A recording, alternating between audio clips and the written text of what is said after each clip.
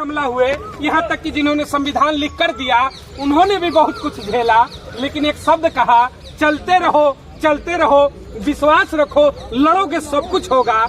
चलाओ गोलियां तो खत्म हो जाएंगी, लड़ने वाले खत्म नहीं होंगे। ये बाबा साहब ने अपने जीवन के कार्यकाल में भारत की जनता को एक मैसेज दिया कि मैंने जिस प्रकार मेहनत करके बहुजन मूवमेंट को, SC ST OBC माइनॉरिटी के मूवमेंट को यहाँ तक लाए, उस मूवमेंट को आगे बढ़ाते रहना, चाहे गति तुम्हारी हल्की हो, उस मूवमेंट को चलाते रहे। और उसी मूवमेंट को आपके सामने जिस प्रकार आपने मायावती बहन जी की बात करी, मायावती बहन जी ने इस बात की चर्चा करी और आम जनता के बीच में एक नारा रखा, बहुजन हिताय और बहुजन सुखाय।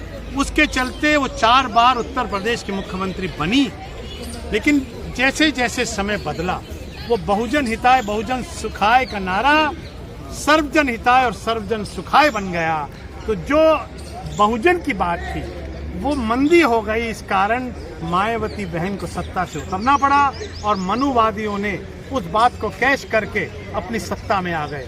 आज चंद्रशेखर साहब ने उसी नारे को लेकर, बहुजन के नारे को लेकर, और आज बड़े गौरव से, ये बात तो सही है कि प्रशासन की कमी है, लेकिन माननीय महोदय, गोली खाने वाले को जो है ना वो शेर दिल होता है, गोली जिसको लगती है वो शेर होता है। हमारे देश में एक नया शेर पैदा है, एक का नाम है चंद्रशेखर आजाद समाज पार्टी भीम आर्मी का राष्ट्रीय अध्यक्ष। और आने वाले समय में ये पता लगेगा कि बहुजन मूवमेंट 85-15 की जो लड़ाई वो अपने आप में सामने खूब प्रतिष्ठित हो जाए। चंद्रशेखर रावण ने एक चीज बड़ा बढ़िया प्रूफ किया कि हम चांदी का चम्मच लेकर पैदा नहीं हुए हैं, हम संघर्षों से पैदा हुए, संघर्ष किया, आगे भी करेंगे। कलकत्ता की जब बात करते हैं तो ममता बनर्जी ने सिंगूर का कांड हुआ, मात्र एक कांड टाटा नैनो प्लांट पर बिखरा कि आज मुखिया बन गई, राष्ट्रीय लेवल पर गई। तो इसीलिए मैं कहूंगा हमला है, निंदनीय है, लेकिन राजनीतिक दृष्टिकोण से अगर देखेंगे तो ये परिवर्तन की वो बेला है कि शायद अब उस ट्रैक पर ले जाएगी जिसका इंतजार 85% के मूवमेंट में आप लोग इतने दिनों से कर रहे हैं। 85% असलियत में देखा जाए, 85% का ये मूवमेंट भीमराव अम्बेडकर साहब ने चलाया। दुर्भाग्य की बात क्या है कि भीमराव अम्बेडकर की जो गाथा है वो मैं अलग से फिर आपसे बताऊंगा, लेकिन मनुवादी पार्टियों ने पिछले 75 सालों में उन भीमराव अम्बेडकर के नारे को, जिन्होंने पूरा का पूरा संविधान लिखा, और दुर्भाग्य की बात है 75 साल भारत की आज़ादी के बाद भी उस संविधान का भी ABC भी शुरू नहीं हुआ। क्योंकि संविधान उसको कहते हैं जिस मुल्क में हर नागरिक को रोजगार मिले, हर महिला को सुरक्षा मिले, हर वृद्ध को पेंशन मिले, हर व्यक्ति को रहने में एक ऐसी प्यार और सुविधा मिले ताकि वो देश का एक नागरिक बन सके। लेकिन दुर्भाग्य है कि इस वक्त मनुवादी सत्ताधारी पार्टियों ने उस संविधान को दरकिनार करके मनुस्मृति पे चल रहे हैं, जिससे 85% लोग शोषित हैं। और आने वाला कल जब 85% का जलजला आएगा, एक नई क्रांति पैदा होगी इस भारत के। चलिए एक आखिरी सवाल लेकर खत्म करूंगा। आपके हाथ में लेटर है, आपने गृह मंत्रालय को जेट सिक्योरिटी की मांग की है, भीम आर्मी चीफ जो है चंद्रशेखर रावण के लिए कि जेट सिक्योरिटी की सुरक्षा मुहैया कराया जाए। अभी आप पुलिस कमिश्नर से भी मिले थे, इस पर क्या कहा उन लोगों ने, क्या आश्वासन दिया? सर, हम गृह मंत्रालय में ये देख आए हैं, ये देश का दुर्भाग्य है, यहाँ नाचने वालियों को भी Z+ मिली हुई है, बाबाओं को Z+ मिली हुई है। नहीं, इसमें आपको क्या कहा गया जब आपने मांग किया कि हमारे मुखिया के ऊपर हमला हुआ, क्या कहा गया जिस संबंधित अधिकारी से आप मिले? उन्होंने अधिकारी जन हमारे साथ भेजे, गृह मंत्रालय में इसको दिया है, अमित शाह जी के पास जाएगा और हमारी माननीय गृह मंत्री अमित शाह जी से हाथ जोड़ के गुजारिश है कि हमारे नेता की जान बख्श दें। चलिए बहुत बहुत धन्यवाद। ये तमाम वो लोग थे, इनका यही कहना था जेट सिक्योरिटी को लेकर गृह मंत्रालय में आपने अपनी पार्टी के प्रति, अपनी पार्टी के विचारों के प्रति, अपनी पार्टी के राष्ट्रीय अध्यक्ष माननीय चंद्रशेखर साहब के प्रति जो आपने अपनी प्यार और स्नेह दिखाया, उसके लिए मैं नरेंद्र भिखुराम जैन प्रभारी दिल्ली प्रदेश आपका बहुत बहुत धन्यवाद करता हूं। और ये धन्यवाद शब्दों से नहीं है, मैं एक वायदा करता हूं आपसे और हमेशा आपके साथ खड़ा दिखा हूं और हमेशा कदम से कदम उठाकर चलता रहूंगा। हमने ये ज्ञापन होम मिनिस्टर साहब के दफ्तर में जमा कराया है। ये मोहर मैं खुद और मैं CP सिंह साहब और वीर सिंह साहब और सब कसाना साहब और हमारे साकला साहब, अरुण साहब, सब ये सब लोग मिलकर गए और सबने दिया है। और मैं आपका पुनः दोबारा बहुत बहुत धन्यवाद करता हूँ। जोश के साथ आपके जोश को सराहना करता हूँ, आपके संघर्ष को। इसी प्रकार हमारे सारे साथी, हमारे जोश, हमारा प्यार नहीं, हमारा जोश और हमारा संघर्ष भी है। संघर्ष और हाँ। एक दिन आएगा जब नई क्रांति आएगी। एक दिन नहीं, अब तो लाखों चंद्रशेखर पैदा कर दिए एक चंद्रशेखर ने। एक बार मानवर जी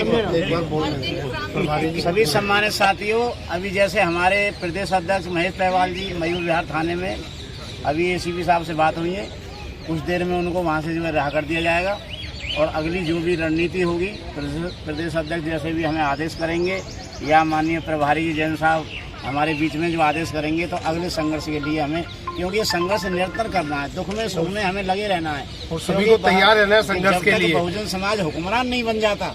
पहलवान साहब को कितने बजे तक तैयार करेंगे? टाइम अभी ये बता दिया, कर दिया होगा जहाँ तक है। और जैसी रणनीति बहुत बहुत आपका धन्यवाद। जय भीम, जय भारत, जय संविधान।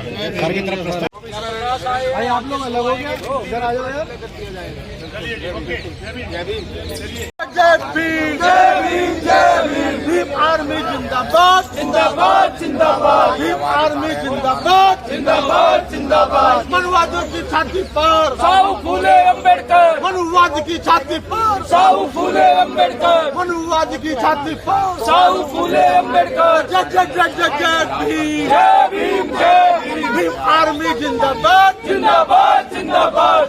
देखिए, मांग पूरे देश को पता है। लगातार 2 दिन से हमारे भाई चंद्रशेखर आजाद अहमद साहब भीम आर्मी से आजाद समाज पार्टी राष्ट्रीय अध्यक्ष, जो कायराना हरकत उनके साथ हुई है, ताबड़तोड़ गोलियां चलाई गई है और बहुत कायराना हरकत है। वो हमारे देश के लीडर हैं, उभरते हुए लीडर हैं।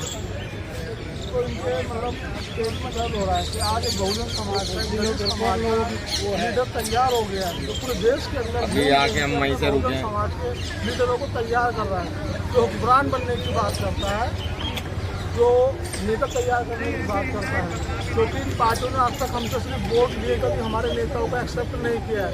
शोषित वंचितों की आज जो आवाज़ को बुलंद करने वाले माननीय चंद्रशेखर आजाद साहब के साथ जो हमला हुआ है, उसके संदर्भ में भीम आर्मी दिल्ली प्रदेश की तमाम टीम जंतर मंतर प्रोटेस्ट कर रही है, मांग करती है माननीय अमित शाह जी से, जो कि गृह मंत्री देश के प्रधानमंत्री नरेंद्र मोदी से भी मांग करती है, और यूपी के जो सीएम है योगी आदित्यनाथ जी से, जो आरोपी हैं उनको जल्द से जल्द जेल में डालने का काम हो, कड़ी से कड़ी कार्रवाई हो, उसकी जांच हो कि किसके आदेश पे ये काम किया गया। क्योंकि हम अतीक अहमद जैसे आपने देखा कि उनको भी गोली मार दी गई, तो कानून कहाँ रहा है? वही यूपी की जो सरकार है, योगी आदित्यनाथ, वो दावा करते हैं कि यहाँ की जो कानून व्यवस्था है बहुत ही अच्छी है, तो इसको लेकर अगर अच्छी होती तो कम से कम साहब को गोली थोड़ी अतीक अहमद को थोड़ी मारा जाता। और जेल में बहुत सारे मतलब पुलिस के सामने गोली मारी जाती, जेलों में बड़े बड़े कांड हो रहे। आपने देखा होगा रोहिणी कोर्ट में गोलियाँ चली और भी कोर्टों में गोलियाँ चल रही हैं। तो ये तो खुला मतलब एक आतंकवाद हो गया ना। बेटी बचाओ बेटी पढ़ाओ, लेकिन बेटियों को रात को 1:30 बजे जला दिया जाता है क्योंकि वो दलित की बेटी है। अगर अपर जाति की बेटी होती तो पूरा देश उसके लिए कैंडल मार्च करता है। तो बड़ा दुर्भाग्यपूर्ण बात है। चंद्रशेखर साहब जो हमारे नेता हैं, अगर जब तक उनको न्याय नहीं मिलेगा, भीम आर्मी का एक कार्यकर्ता, अभी तो जंतर मंतर पे हैं हम ऊंची संख्या के अंदर, हमने हमारे माननीय राष्ट्रीय अध्यक्ष रतन सिंह साहब ने रात को एक ऐलान किया था सोशल मीडिया के माध्यम से हॉस्पिटल के बाहर से सहारनपुर से, कि हम आपको सिर्फ और सिर्फ 24 घंटे का समय दे रहे हैं।